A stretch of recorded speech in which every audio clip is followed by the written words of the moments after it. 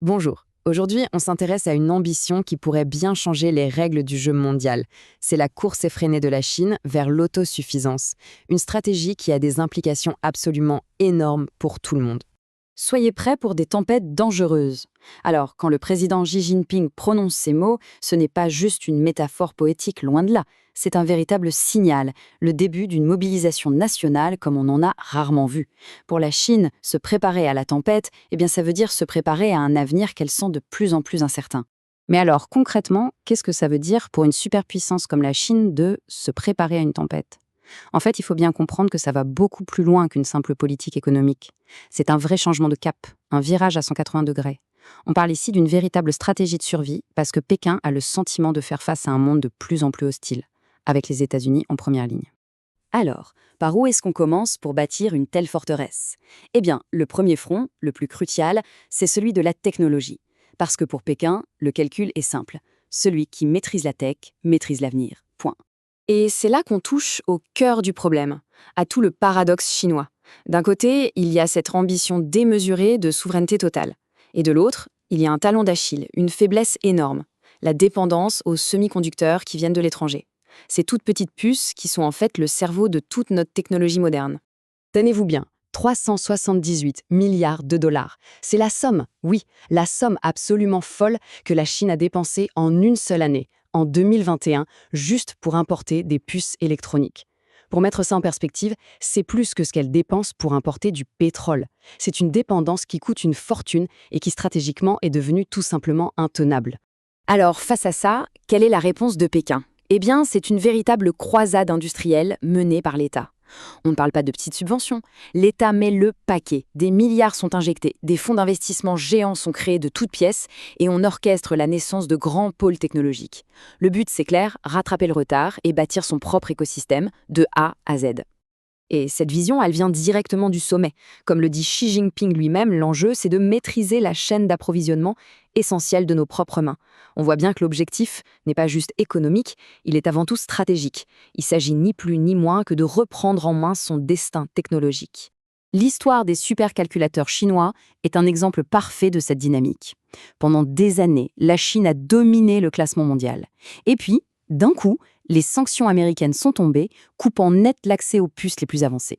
Résultat, un frein brutal à leur progression. Ça a été une leçon très, très douloureuse pour Pékin. Mais attention, l'argent ne fait pas tout. Certains analystes occidentaux sont assez critiques et nous disent en substance « plus d'argent ne résoudra pas le problème ». Selon eux, il y a des soucis plus profonds dans le système, comme l'ingérence politique ou une certaine lourdeur bureaucratique.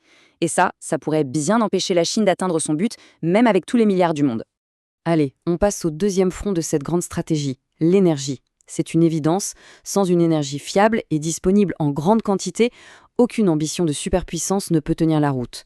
Et là encore, pour la Chine, le défi est tout simplement colossal. Quand on regarde de plus près la composition de son énergie, on voit tout de suite le problème. Une dépendance massive aux énergies fossiles, surtout le charbon et le pétrole. Le souci, c'est qu'une grosse partie de ce pétrole et de ce gaz n'est pas produite sur place. Elle doit être importée. Et ça crée une énorme vulnérabilité géopolitique. D'ailleurs, cette vulnérabilité, elle a un nom.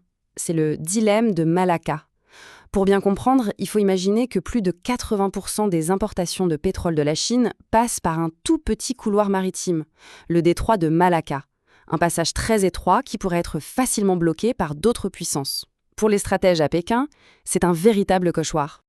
Alors, comment sortir de ce piège? La Chine a une stratégie en 3 temps. D'abord, passer au vert. On investit à fond dans les renouvelables. Ensuite, accélérer sur le nucléaire pour produire plus d'énergie sur son sol.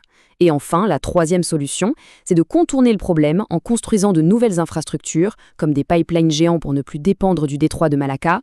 Troisième front, et celui-ci est peut-être le plus essentiel de tous, la sécurité alimentaire. La question est simple mais vertigineuse. Comment nourrir 1,4 milliard de personnes? Pour la Chine, ce n'est pas juste un enjeu économique, c'est une question de survie nationale. Et le défi est pour le moins immense. Il faut bien se rendre compte de l'équation. La Chine abrite 20% de la population mondiale, mais elle ne dispose que de 7% des terres cultivables de la planète. C'est un casse-tête qui paraît presque impossible à résoudre. Alors, la solution, elle se trouve où? Dans l'innovation. Et plus précisément, dans la semence. L'histoire du riz de mer est incroyable.